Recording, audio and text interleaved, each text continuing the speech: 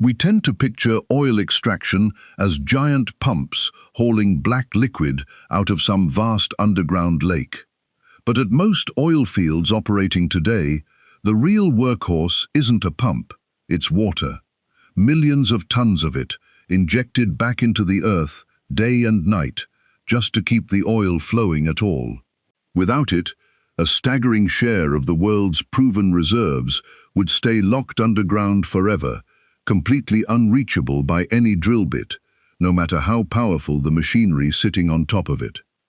Today we're going to break down why oil companies pump water into the ground before they can pump oil out of it. You'll find out why an industry built entirely on fuel spends fortunes on something as ordinary as water, why some of the biggest engineering disasters in oil history trace back to that same water, and why production at so many fields grinds to a halt the moment it stops flowing. But here's the real puzzle we need to answer first. If oil sits underground, under enormous natural pressure, why can't it just push its own way to the surface on its own? Why does it need water to shove it out at all? Let's get into it. Most people imagine a black underground lake, a hollow cavern of pure liquid fuel, just waiting for a pipe to tap into it. That image is completely wrong, and it isn't even physically possible. At depths of several kilometers, the weight of the rock layers above creates immense pressure. Any large open cavity down there would be crushed almost instantly by the surrounding stone. Oil doesn't sit in caves. It's trapped inside ordinary-looking solid rock, usually sandstone or limestone. But that rock isn't solid the way a countertop is solid. It's porous, riddled with millions of microscopic openings, not unlike a kitchen sponge or a slice of fresh bread, fresh out of the oven. Oil sits inside those tiny pores, some of them narrower than a single human hair, held firmly in place by molecular forces that don't just let go on their own, no matter how much pressure surrounds them. Squeeze a wet sponge in your hand, and water dribbles out easily. But a sponge soaked in something thick and sticky behaves very differently, and that's much closer to what's actually happening 3 kilometers down. On January 10, 1901, drillers working a low mound in southeast Texas called Spindletop Hill hit something nobody in the industry had ever witnessed before. At a depth of 1,139 feet, thick mud suddenly began bubbling out of the hole. Then came gas, then oil, a solid column of it, blasting more than 150 feet into the sky and producing something close to 100,000 barrels a day, more than every other well in America combined. It took 9 full days and a brand new piece of equipment, later nicknamed the Christmas tree, just to bring the gusher under control. People celebrated as if the earth had cracked open a bottomless tap. It genuinely felt like the ground itself would keep giving oil forever. That feeling didn't survive the decade. So why did oil come roaring out of the ground entirely on its own in the first place? The answer is dissolved gas. Picture a sealed bottle of soda sitting on a shelf. While the cap stays on, everything inside looks perfectly calm. But the instant you crack the seal, the sudden drop in pressure turns the dissolved gas into a rush of expanding bubbles that force liquid out ahead of them. Oil reservoirs behave in almost exactly the same way. Natural gas stays dissolved in the crude under enormous underground pressure, and the moment a well punches through to the surface, that pressure imbalance pushes oil upward with real force, no pump required at all. But this free ride never lasts very long. Once a field gives up its first 10 to 15% of total reserves, pressure collapses below a critical threshold. The dissolved gas stops actively expanding, and worse, it actually starts working against the driller. Tiny bubbles form directly inside the rock's microscopic pores, swelling up and jamming the narrow channels completely shut. Oil doesn't just slow down at that point, it thickens, stalls, and effectively parks itself deep inside the rock, going nowhere. This is precisely what happened at America's own first giant oil field in Bradford, Pennsylvania. Production there peaked in 1881 at more than 23 million barrels a year, an almost unbelievable figure for the time. But by the 1880s and into the 1890s, wells that had once flowed freely under their own pressure were reduced to a slow trickle. Mechanical pumps could still lift a little oil to the surface, but they were fighting a losing battle against a reservoir that had simply run out of push, with no natural energy left to fall back on. The fix, once someone finally worked it out, turned out to be almost stubbornly simple. If you can't pull the oil out from above anymore, push it out from below instead. Drillers surrounded a single producing well with several injection wells arranged around it, then pumped water down those instead of oil. Seen from directly above, the layout looks remarkably like the 5 dots on a playing card or a gaming die, one producing well sitting in the center, injector wells stationed at each of the 4 corners. Engineers still call it a 5-spot pattern to this day. Water forced into the surrounding rock physically takes the place oil used to occupy inside the pores. It advances underground like a slow, invisible wall, sweeping stray droplets of crude off the rock surface and pushing them steadily ahead of it, straight toward the waiting producing well. Bradford is where this entire idea was actually born. Early, mostly unofficial experiments with dumping water down old, played-out wells date back to at least 1907, even though the practice remained technically illegal in Pennsylvania until 1921. A young oilman named Forrest Dawn deliberately tried the technique in 1916, on a site nearly everyone in the business had already written off as dead, a well limping along at under 40 barrels a day. It came back to life almost immediately. Within a handful of years, the company Dawn built around the method, Forest Oil, was recognized across the industry as the leading authority on what engineers now call secondary recovery. And water flooding spread outward from rural Pennsylvania to nearly every major oil-producing region on the planet. But pumping ordinary water underground turned out to carry a hidden danger of its own, one capable of destroying a reservoir just as thoroughly as it had once saved it. Inside sandstone, there are almost always microscopic particles of ancient clay sitting completely undisturbed for millions of years. The instant fresh water makes contact with them, a violent chemical reaction begins without warning. Clay particles are structured like a tight stack of wafer-thin sheets, and fresh water slides directly in between those individual layers. The clay swells rapidly, sometimes growing to several times its original size, and chokes off the very pores the oil needs to move through on its way to the well. Once that swelling happens, no amount of surface pressure will force the oil back out. The reservoir effectively seals itself shut, permanently and irreversibly.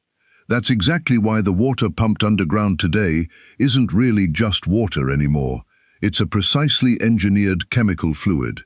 It first passes through banks of sand and activated carbon filters to strip out silt, algae, and floating debris.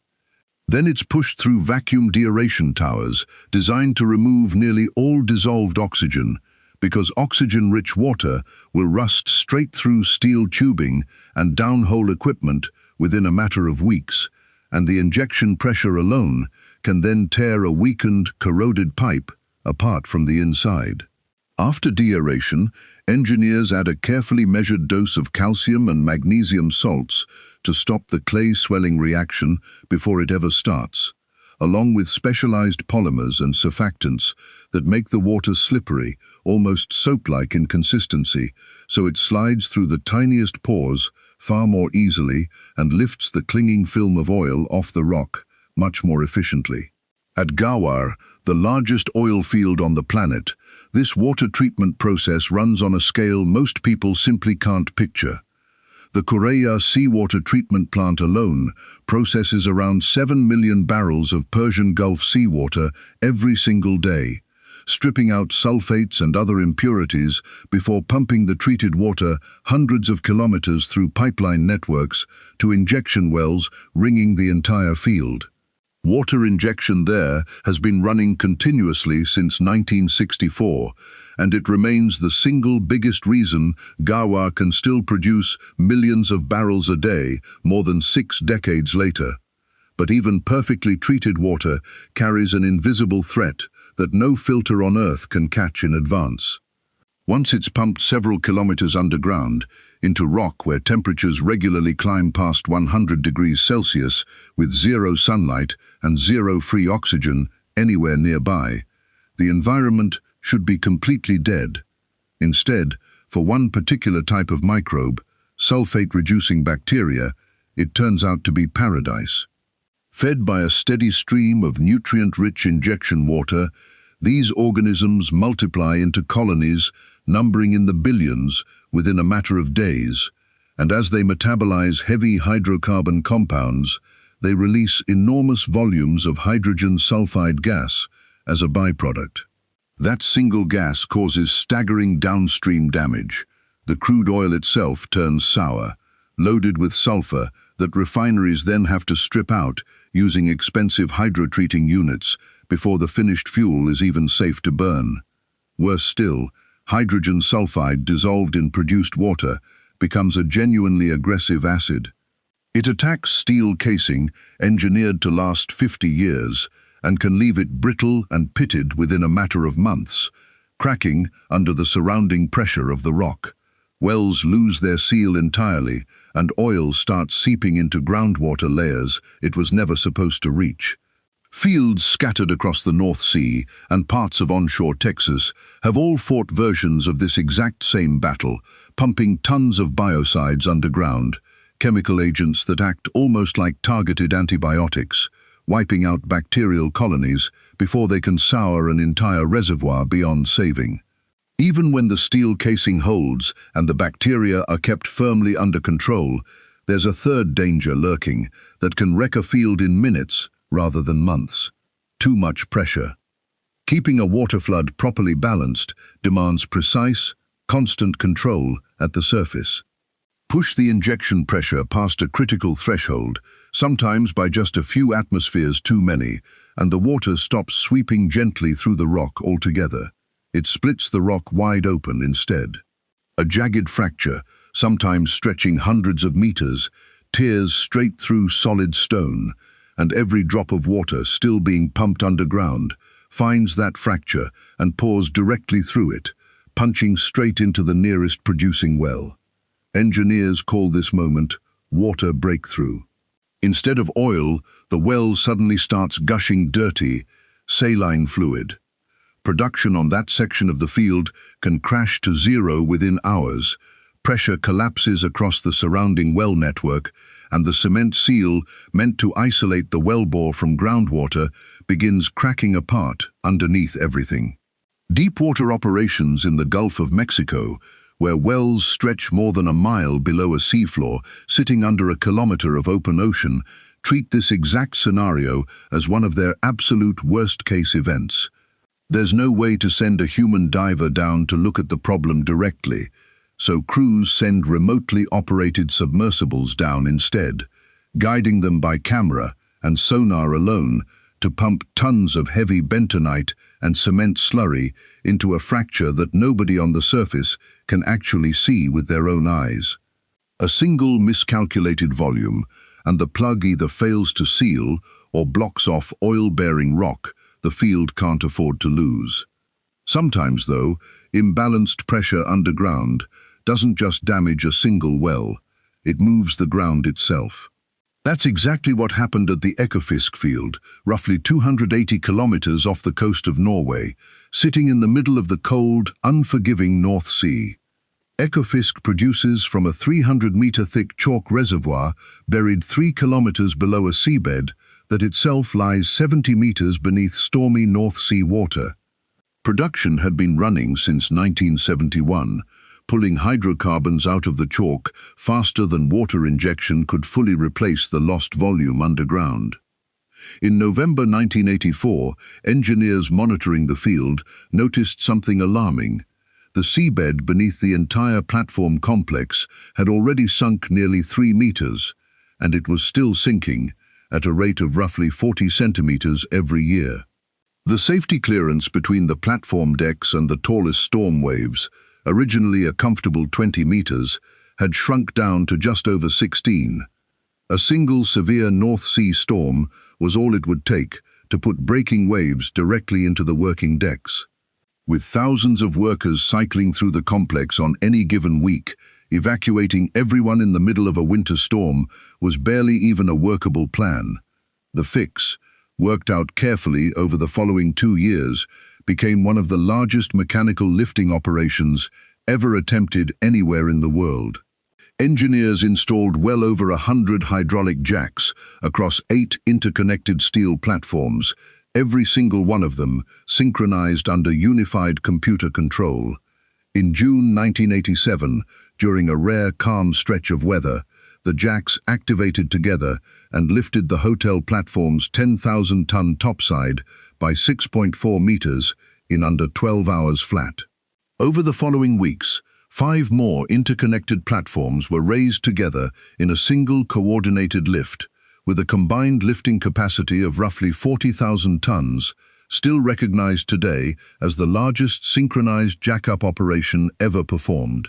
Workers welded permanent steel extension sections into the legs, while the jacks held the entire structure suspended in mid-air, and by early September 1987, the whole complex was back in full production, riding 6 full meters higher above the waves than it had been sitting just 1 year earlier.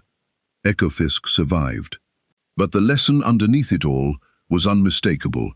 Get the underground water balance wrong at a large enough scale, and you're not just losing oil anymore, you're risking a multi-billion-dollar platform and every single person standing on it. Today, engineers rely on far more sophisticated tools to keep that delicate balance from tipping over in the first place. Nobody can physically walk a scanner down a well 3 kilometers underground, so companies build detailed digital models instead, full 3-dimensional simulations of an entire field, sometimes called digital twins, constantly refreshed with live data streaming up from below. Hair-thin fiber optic cables now run down the length of both injection and production wells, capable of detecting temperature shifts of a fraction of a single degree along their entire length. Injected water always arrives from the surface distinctly cooler than the reservoir surrounding it, so the instant a fiber optic sensor detects a cold spot creeping into a producing interval, the system knows precisely where water is starting to break through. Modern smart wells, first proven at giant fields like Ghawar's Harad section, where engineers built horizontal wellbores stretching more than 10 kilometers through the reservoir, fitted with downhole valves that open and close individual sections entirely by remote command, can shut off that specific interval automatically without a single person touching a valve on the surface. Water has nowhere left to go except into denser, oil-rich rock it hasn't swept through yet. What used to require flying a crew offshore and shutting in an entire well for days now happens in seconds, from a control room that might be thousands of kilometers away from the platform itself. Eventually, though, no amount of engineering can hold off the inevitable forever. Water always wins in the end. As a field ages, it methodically fills up every remaining pore and channels the oil used to occupy, and production starts arriving, mixed with steadily more and more of it. This late stage is what the industry calls a high water cut, and on some of the oldest fields still operating anywhere in the world today, wells routinely pump up a mixture running 95 to 98% water, with only a thin sliver of actual crude oil left inside it. Getting that last, stubborn trace of oil out of an overwhelming flood of saline water requires entire dedicated processing complexes built on the surface, separation plants where the raw mixture first settles inside massive holding tanks, letting the lighter oil rise slowly to the top as a thin, dark film before being pumped through electrostatic treaters that use high-voltage current to force microscopic water droplets suspended inside the oil to merge together and sink out of it. The stripped water gets cleaned once more and pumped straight back down the injection wells, closing an endless mechanical loop. Enormous volumes of energy spent circulating millions of liters of fluid through the Earth's crust just to recover a comparatively tiny fraction of oil at a time. It's a strange picture once you actually stop and look closely at it. The modern oil industry isn't really just wells and drilling rigs anymore. Not at its core. It has quietly become one of the largest water management operations on the entire planet. A closed, tightly engineered river running continuously through solid rock, 3 kilometers underground, one that almost nobody on the surface ever sees and almost nobody ever stops to think about. Every tank of gasoline, every plastic bottle, every mile flown by a jet, traces back through that same invisible loop of treated, filtered, endlessly recycled water. And without it running around the clock, without millions of tons of it pushing patiently through rock most of us will never lay eyes on, the fuel-driven world sitting on the surface above it would grind to a complete stop within days.